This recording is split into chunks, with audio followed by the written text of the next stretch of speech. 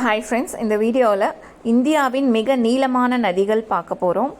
இப்போ சிந்து நதி பிரம்மபுத்திராவில் இந்தியாவில் மட்டும் பாயலை, அது சீனா, பாகிஸ்தான் அந்த மாதிரி பாயுது. அதனால அது நம்ம இந்தியாவுடைய மிக நீளமான நதின்னு சொல்லும்போது நம்ம கங்கையை தான் சொல்லுவோம். ஏன்னா கங்கை தான் இந்தியாவுக்குள்ளேயே பாயறனால கங்கை தான் நீளமான நதி.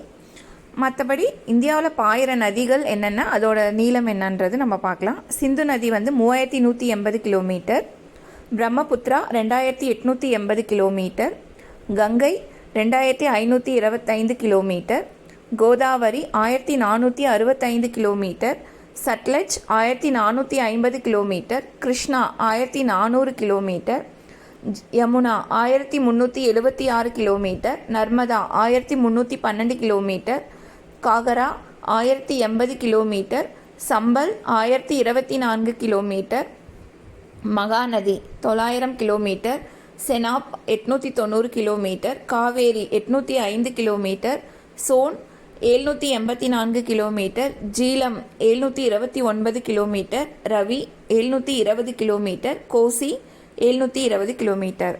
தேங்க்யூ.